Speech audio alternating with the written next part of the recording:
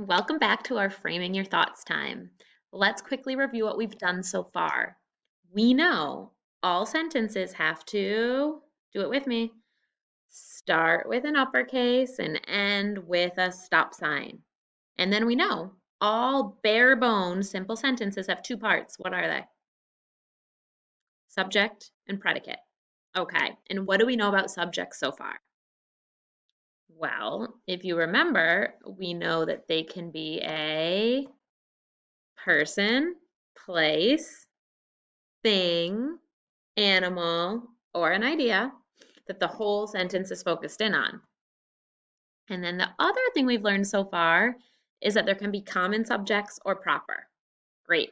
We're going to learn about something new today called substitute namers.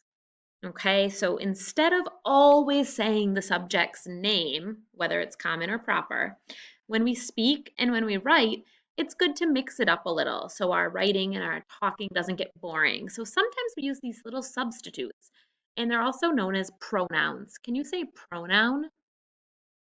Good. And say substitute namers. What's a substitute? Have you ever had a substitute teacher? It's when something takes the place of something else. So check it out. There's all different things that can take the place. Like sometimes instead of saying me and my family, I might just say we. That's an example of a substitute. Instead of saying baby Echo when I talk to him, I might say you. That's another substitute or a pronoun.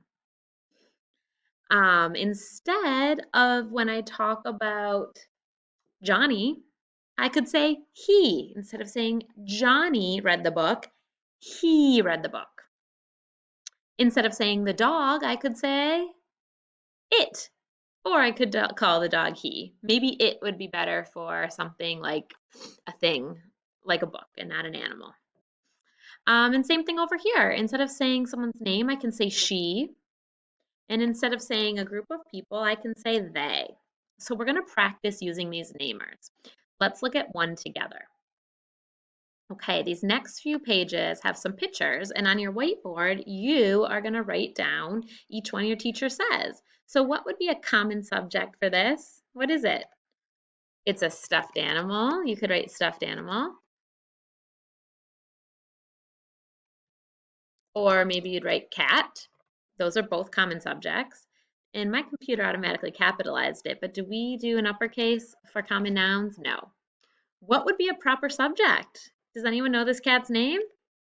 Yeah, it's Pete. We could call him Pete, Pete the cat. Now, what would be a substitute subject for this one? Yeah, he goes by he.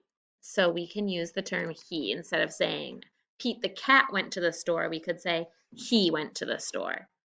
So now your teacher might have you practice using one of the subjects in a sentence and then also saying or writing a sentence with the substitute.